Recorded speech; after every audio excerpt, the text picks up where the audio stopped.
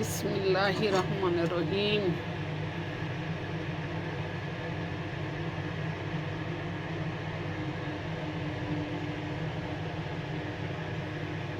আজকেরা আপনারা ভিডিওটা প্রথম থেকে শেষ পর্যন্ত দেখার চেষ্টা করবেন, দেখবেন। আজকেরা আমার গর্ভধারিণী মায়ের সিস্টেম মতন করে আমি রান্না করছি। আমার মা যেমন রান্না করে আজকের আমি সেই সিস্টেমে রান্না করছি, কারণ আমার হাজব্যান্ড, আমার ভাই, ওরাও বলছে যে মায়ের মতন রান্না করার চেষ্টা করো। আসসালামু আলাইকুম আপুরা ভাইয়ারা, আমার ছোট ছোট সোনামণিরা, কলিজার টুকরা বাবা মায়ের সমান বাবা মায়েরা, আপনারা সবাই কেমন আছেন? আলহামদুলিল্লাহ, আল্লাহর অশেষ রহমতে ভালোই আছি। আজকে আমি আপনাদের মাঝে রান্নার রেসিপি নিয়ে আসলাম। আমি রান্না করব গরু মাংস দিয়ে আলু দিয়ে রান্না করব। বিসমিল্লাহির রহমানির রহিম। আমি এখানে আলুটা ভালো করে পরিষ্কার করে দিয়ে নিচ্ছি, তারপর মাঝে মাঝে কাঁটা চামচ দিয়ে কেচে দিয়েছি। তাই আমি আলুটারে সুন্দর করে আগে ভেজে নিব।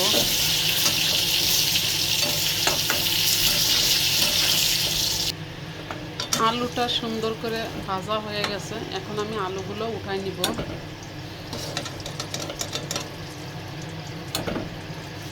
আজকে আমার রান্নার রেসিপিটা অন্য ধরনের হবে, আপনারা সঙ্গে থাকেন, দেখেন কোন সিস্টেমে আমি রান্নাটা করি।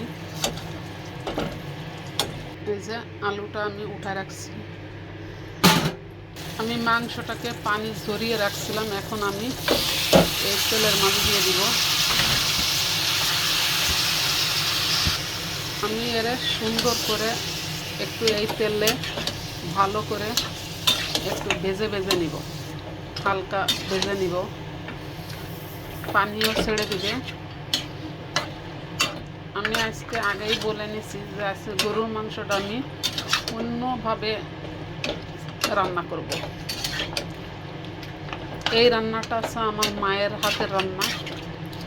আমার মা গরুর মাংস এইভাবে রান্না করে। আজকে আমি আমার মায়ের সেই রান্নার রেসিপিটা ফলো করছি, বা সেইভাবে রান্না করার চেষ্টা করতেছি। এই যে মাংসটা আমার এই সাইডে, এই যে তেল লবণ দিয়ে আমি ভালো করে এই যে এই সাইডে কষাই নিতেছি। মানে কষানো মানে কি সিদ্ধ হয়ে যাবে। এখানে আমি পানি দিই নাই, মাংস থেকে যে পানিটা ঝরছে ওই পানিটাই মানে মাংস থেকে বের হয়েছে। এ সাইডে এই যে আমি পাতিলটা মেটে পাতিল বসিয়েছি, গরম হয়ে গেছে, ধোয়া দেখছেন। এখন আমি তেল দিব, তেলটা একটু কম দিব পরিমাণে, কারণ মাংসে তেল আছে, ওই কড়াইতেও তেল আছে, যার কারণে একটু তেলের পরিমাণটা কম। এই যে বাটা মশলাটা, এর মাঝে কি নাই, এখানে জয়ফল আছে, তারপর আছে ধনে বাটা, আদা বাটা, জিরে বাটা, গরম মশলা বাটা, সবই আছে, পেঁয়াজ বাটা, টোটাল একটা আমি বেটে ড্র করে নিছি। এখানে এই যে ছাল আমি সুন্দর করে ধুয়ে নিছি, তারপরে একটা তেজপাতা 2 ভাগ করে ধুয়ে নিছি। এখানে 1 কাপ পরিমাণ আমি টমেটো ফ্রোজেন নিছি, আর এই যে 1 কাপের বেশি আমি পেঁয়াজ একটু মোটা করে কেটে নিছি, একটু মোটা সাইজের করে কেটে নিই। তেলটা গরম হয়ে আসছে, এখন আমি পেঁয়াজ কুচিগুলো দিয়ে দিব। যখন আপনি তেলের ভিতর পেঁয়াজ দিবেন, একসঙ্গে সব ছাড়বেন না, একটা আগে প্রথম ট্রাই করবেন। বিসমিল্লাহির রহমানির রহিম। না, এখনও হয়নি, কিন্তু হয়ে যাবে। এখন আপনি আস্তে আস্তে সব ছেড়ে দিতে পারেন। এখানে পেঁয়াজটার কোনো কাঁচা গন্ধ নাই, পেঁয়াজটা সুন্দর একটা ফ্লেভার আসছে। এ পর্যায়ে আমি কি করব, টমেটো কুচি দিয়ে দেব। টমেটো কুচি দিয়ে দিলাম। বিসমিল্লাহির রহমানির রহিম।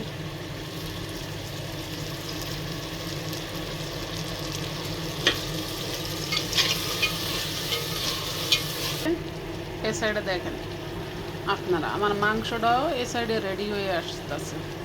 তাহলে কি হবে যে এই সাইডে আমার মশলাটা রেডি হতে হতে মাংসটাও সুন্দরভাবে হয়ে আসবে। এটা হচ্ছে আমার মায়ের রেসিপি। বাহিরে অনেক সূর্যের তাপ, প্রচুর প্রখর বাতাস হইতাছে, গাছের পাতা নড়তাছে দেখেন আপনারা। আর ও যে মসজিদ সুন্দর করে আজকেরা ঝাড়ু ফাড়ু দিয়েছে, আজকে জুম্মার নামাজ, যার কারণে। আর দেখেন সূর্যের তাপটা কি। আমি এখন এই মশলা দিয়ে দিব। এই যে মশলাটা আমি দিয়ে দিছি, একবার ভাজা ভাজা করে নিব, ভালো করে কষায়। তারপরে আমি যা শুধু খালি হলুদটা দিব এখানে। আর গুঁড়ো কোনো মশলা আমি ব্যবহার করব না, যেহেতু আমি ধনে বাটা দিছি, জিরে বাটা দিছি, অতএব আমার গুঁড়ো মশলা দেওয়ার কোনো প্রয়োজন নাই। এখানে পরিমাণে আমি মশলা বেটে অনেকখানি দিছি। এরা আমি ভালো করে কষায় নিব। এখান থেকে 5টা কাঁচামরিচ দিব, 3টে রেখে দিলাম পরে দেওয়ার জন্য।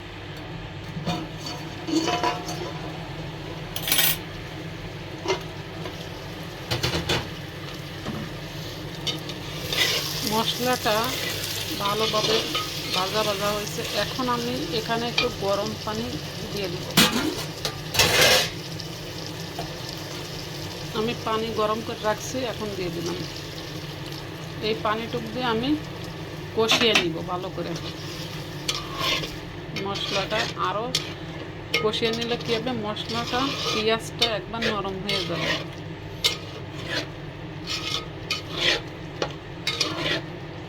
এ পর্যায়ে আমি এখন হলুদ দিতে পারি, জাস্ট এইটুকু পরিমাণ হলুদ দিব। এখন মশলাটাকে আমি ভালো করে কষিয়ে নিব, সেই পর্যন্ত অপেক্ষায় থাকব। আমি ঢেকে দিব। আজ জুম্মার দিন, সবাইকে নামাজের জন্য, জুম্মার নামাজের জন্য দাওয়াত রইল। পুরুষ ছেলেরা সবাই নামাজ পড়ার জন্য দাওয়াত দিতেছি। সবাই মসজিদে যেয়ে নামাজ পড়বেন, আল্লাহর সামনে হাজির হবেন। দোয়া করি সুস্থ শরীরে যেন নামাজ পড়তে মসজিদ পর্যন্ত যেতে পারেন। এ সাইডে আমি যে মাংসটা বসাইছিলাম, এই যে পানিটা কমে গেছে, গোশটাও ভালোভাবে কষানো হয়ে যাবে। এই যে দেখেন এই সাইডে কত তেল, এই জন্য আমি মশলার ওই সাইডে তেলের পরিমাণটা একটু কম দিয়েছিলাম। আমি মশলার ভিতরে যদি এই গোশটা এখন দিই, সুন্দরভাবে কষানি হবে, পানিও থাকবে না। আর যদি এই কাঁচা মাংসটা যদি আমি ওই মাংসের ভিতরে দিতাম, তা পানি টানতে টানতে দেখা যাচ্ছে কি যে সারাদিন লাগতো। এই যে মশলাটা সুন্দরভাবে কষানি হয়ে আসছে। আর বাকিটা ওই মাংস দিলে মাংসের তেল সহ এক লগে পুরো কষানি সুন্দরভাবে কষাবো আমি। দেখতে থাকেন আপনারা। আজকে রান্নাটা কার কার কাছে বেশি পছন্দ হয়েছে সবাই লাইক দিবেন, ফলো দিবেন, শেয়ার করবেন। ইউটিউব চ্যানেলে নূর ইসলাম 86 এই চ্যানেলে যেয়ে আপনারা দেখবেন।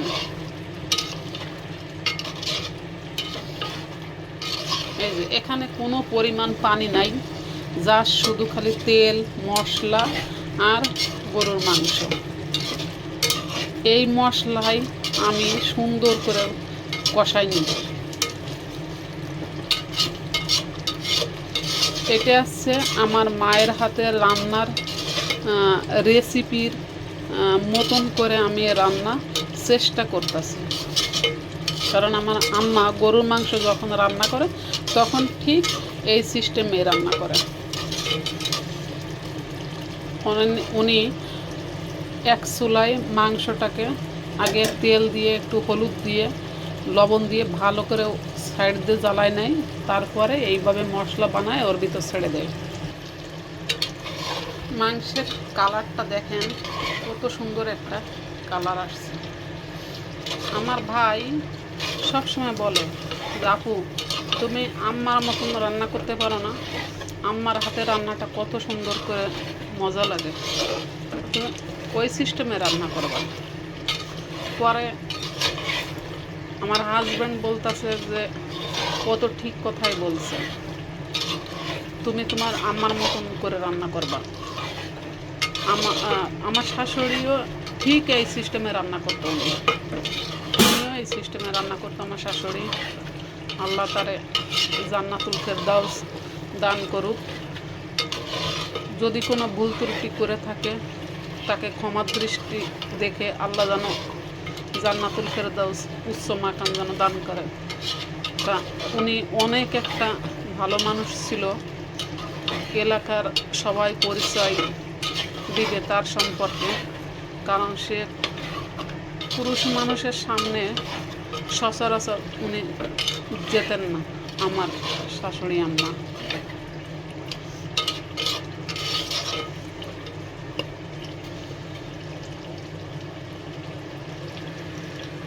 দেখেন মাংসর যে কালারটা কত সুন্দর একটা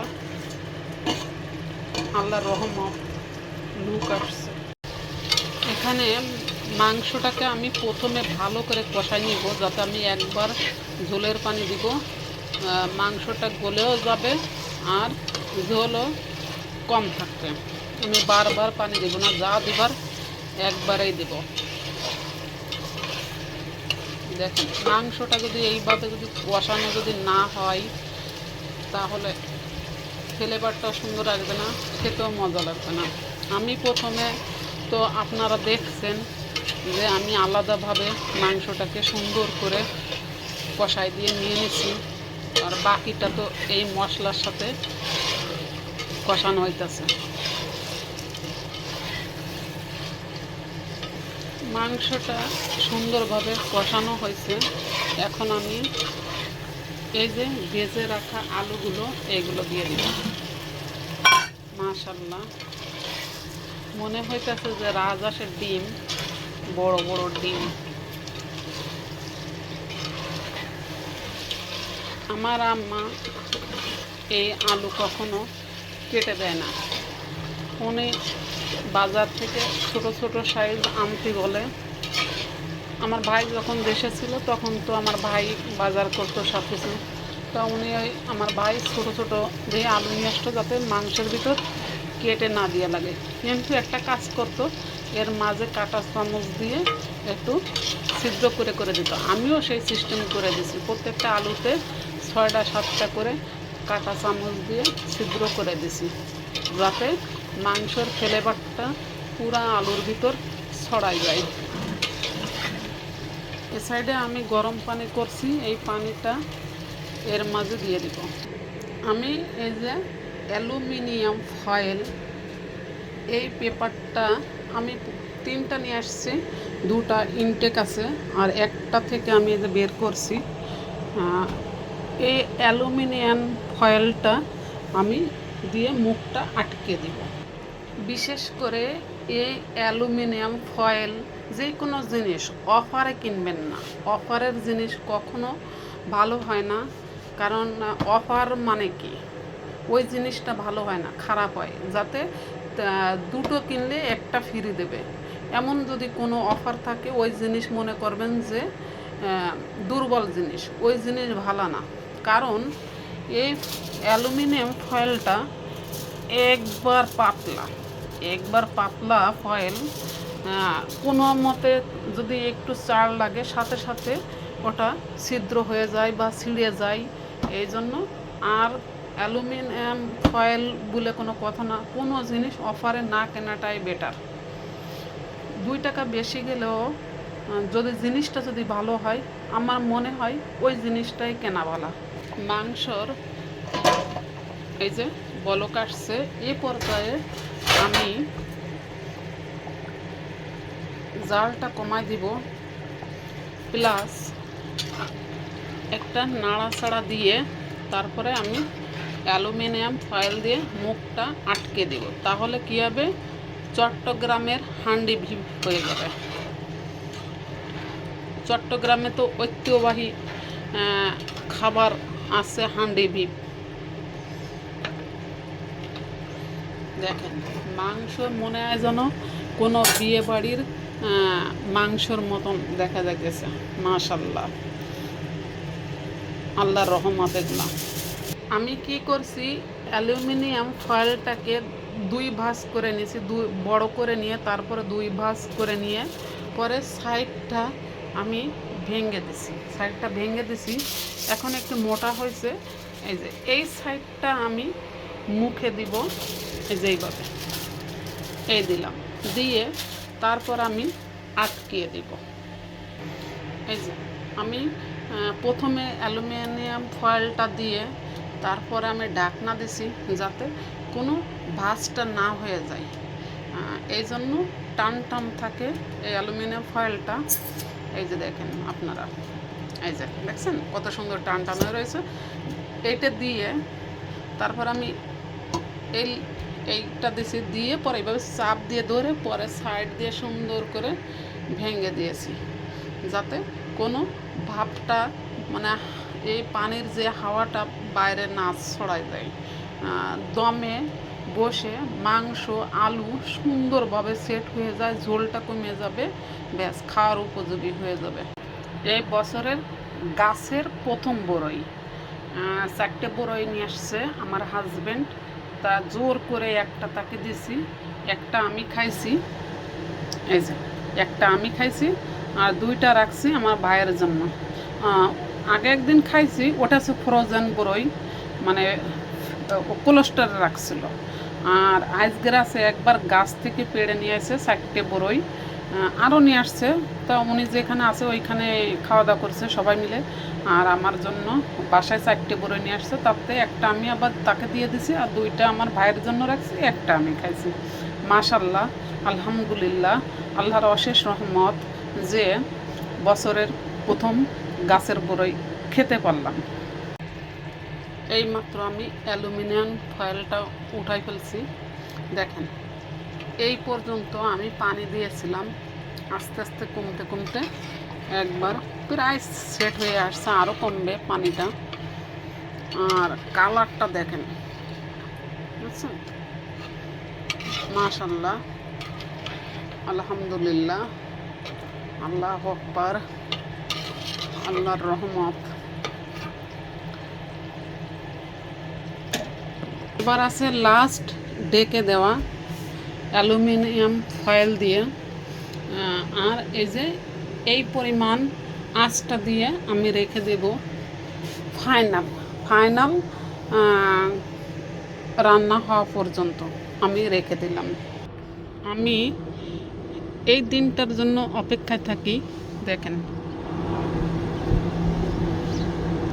রোদ, বাহিরে প্রচুর রোদ, তারপরে হালকা দেখা যায় যে মসজিদের লোকজন যাইতেছে, ও যে গাছের ফাঁক দিয়ে দেখা যায় যাইতেছে, ওই মাঠের ভিতর দিয়ে একজন দেখা যায় যাইতেছে। আমি এই শুক্রবার সন্ধ্যা পর্যন্ত অনেক ভালো লাগে, কিন্তু সন্ধ্যা যখন শনিবার এসে পড়ে তখন অনেক খারাপ লাগে যে এই শুক্রবার জুম্মার দিনটা আবার কবে আসবে, কবে আমি এই জুম্মার নামাজ মসজিদে আদায় করতে যাইতেছে, ওদেরকে আমি আমার দরজায় থেকে দেখতে পাবো। আমার অনেক ভালো লাগে। আর আল্লাহর কাছে হাজার হাজার শুকরিয়া আদায় করে, আল্লাহ যে অবস্থায় রাখছে সর্ব অবস্থায় আলহামদুলিল্লাহ। তারপরও একটা কথা থেকে যায়, আমি যদি ছেলে সন্তান হইতাম বাবা মায়ের, তাহলে আমিও এইভাবে মসজিদে যেতে পারতাম নামাজ পড়তে। আলহামদুলিল্লাহ, তারপরেও কোনো আফসোস নাই। আমি জীবনে এই দেশে আসার পরে 2টা মসজিদ, 3টা মসজিদে, 1টা 2টো 3টে 4টে মসজিদে আমি নামাজ পড়তে পারছি। আলহামদুলিল্লাহ, অনেক ভালো লাগে। আমি এই দেশে প্রথম মসজিদে নামাজ পড়ি দুবার যে বড় মসজিদ শারজা, ওই মসজিদে সবচেয়ে বড় মসজিদ যেটা, ওই মসজিদে নামাজ পড়ি সর্বপ্রথম আমি, আলহামদুলিল্লাহ। তারপরে আরেকটা পড়ি আছে দুবাই পড়ি আরেকটা। তারপরে পড়ি আছে আমাদের বাসার ওখানে একটা মসজিদ আছে, ওই মসজিদে নামাজ পড়ি। তারপরে লাস্ট নামাজ পড়ি আছে ইসে আমরা সাফারি মল থেকে আসার সময়, তখন নামাজটা আদায় করে নিই। আলহামদুলিল্লাহ, মাশাল্লাহ, আল্লাহর কাছে অনেক স্বপ্ন ছিল যে এই দেশে আসার পরে যাতে আমি নামাজ পড়তে পারি মসজিদে। আমি শুনেছি যে মসজিদে মহিলারা নামাজ পড়ে, কিন্তু বাস্তবে আমি কখনো দেখি নাই। কিন্তু আমি মসজিদে যাওয়ার পরে আমার অনেক ভালো লাগছে, অনেক আবেগঘন হয়ে আসছিল যে আল্লাহ এখানে আনছে। আর আল্লাহ যেন কাবা ঘরের সামনে যেন কাবা ঘরটা দেখার তৌফিক যেন আল্লাহ যেন দান করে, আমার রাসূলের রওজা শরীফে যেন যেতে পারি, সালাম দিতে পারি। সবাই দোয়া করবেন, আলহামদুলিল্লাহ, আল্লাহ যেন কবুল করে।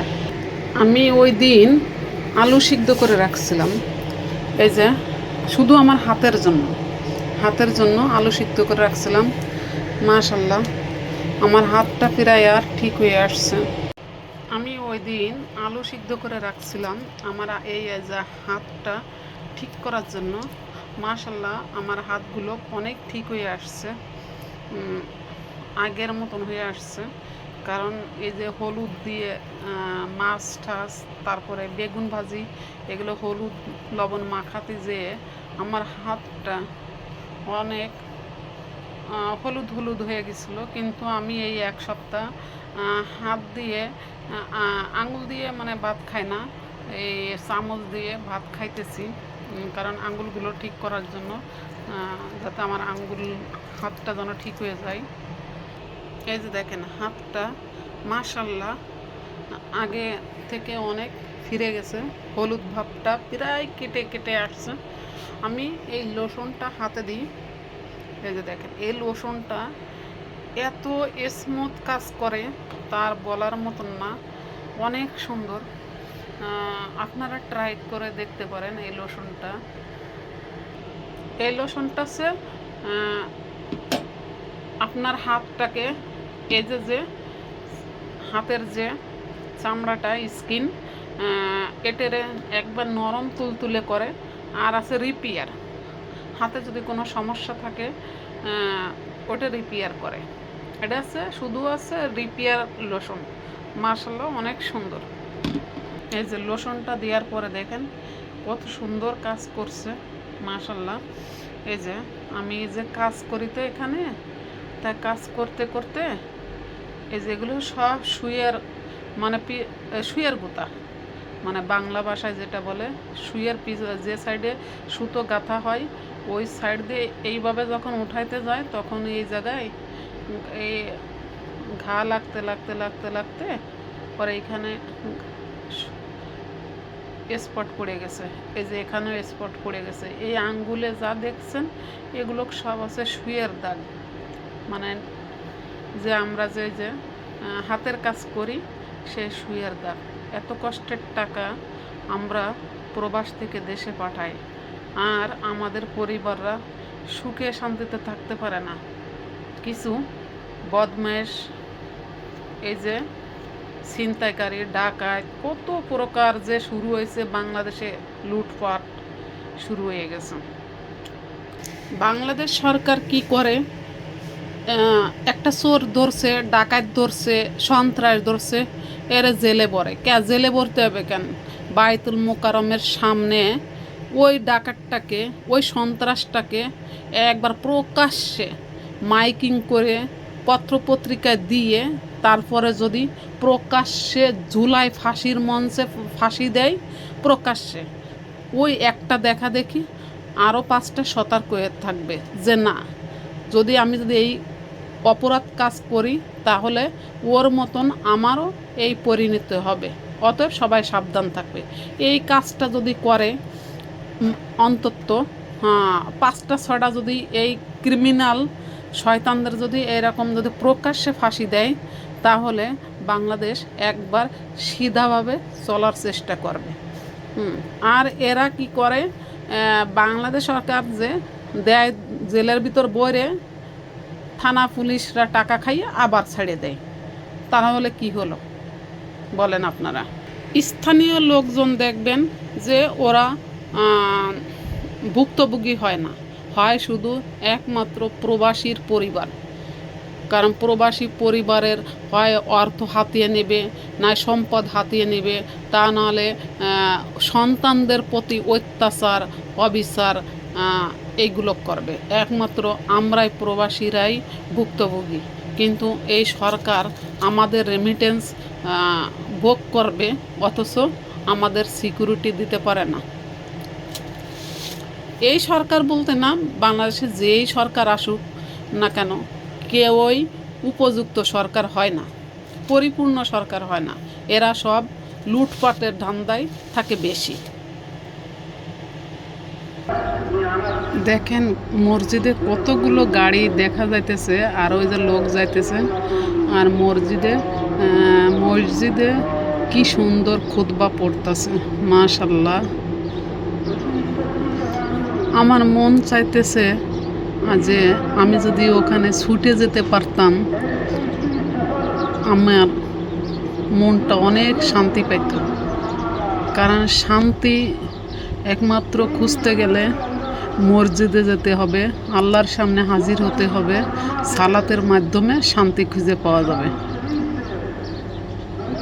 যে সব গাড়ি দিয়ে মানুষ দিয়ে যাইতেছে দেখেন। আমার হান্ডি বিফ রান্না কমপ্লিট, আলু দিয়ে গরু মাংস দিয়ে হান্ডি বিফ রান্না কমপ্লিট। আর এই সাইডে এই যে ভাতটা আমি রেডি করে নিয়েছি। আজকে পোলাও রান্না করি নাই, আজকেরা সাদা ভাত আর গরম গরম সাদা ভাত দিয়ে হান্ডি বিফ খাবো। অজু করে আসছি, নামাজের জন্য প্রস্তুতি নিছি। আর এখানে আমি প্লেট সুন্দর করে একবার পরিষ্কার পরিচ্ছন্ন করে রেখেছি। চামচ 4টে চামচ এখানে নিছি কি জন্য, এটি আসছে হান্ডি বিফ কাটার জন্য, এটি ভাত। আর এটি আসছে হান্ডি বিফের যে পাতিল আমি রান্না করছি ওই পাতিল থেকে কাটার জন্য। আর এটা আসছে ভাজি নেওয়ার জন্য। সব কিছু রেডি করে রাখছি। আমি এই বাটিটাও পরিষ্কার করে রাখছি, এখানে এই যে এইভাবে রাখছি। এই বাটিতে আমি হান্ডি বিফ উঠাই নিয়ে যাব। আর এই সাইডে এই যে ভাজি, কারণ গরুর মাংস থাকলে তখন একটু অন্যান্য তরকারি কম খাই, তাই আমি অল্প ভাজি নিছি। ভাজিটা আরও আছে, 3 জনের এই ভাজিটা হয়ে যাবে। এখন আমি দেখব যে রান্নাটা কেমন হয়েছে। বিসমিল্লাহির রহমানির রহিম। হাতটা পুড়ে যাচ্ছিল এবার আমার, এই যে আঙ্গুলটা প্রায় এই যে লাল লাল হয়ে গেছে, দেখছেন? ওই যে হাওয়াটা এসে লাগছে, দেখেন আঙ্গুলগুলো মাশাল্লাহ ফিরে আসছে। এই যে এইগুলা যদি না থাকতো তাহলে আরও সুন্দর হইতো, কিন্তু কোনো সমস্যা নেই। হালাল পথে রোজগার করে খাইতেছি, আল্লাহ খাওয়াইতেছে, আলহামদুলিল্লাহ। কোনো খারাপ রাস্তায় যেন আল্লাহ যাতে না যাওয়ায়, সুস্থ শরীরে সুস্থ মস্তিষ্কে জ্ঞান থাকার সত্ত্বেও যেন আল্লাহ যেন না যাওয়ায় খারাপ রাস্তায়। এই যে আমার হান্ডি বিফটা রেডি।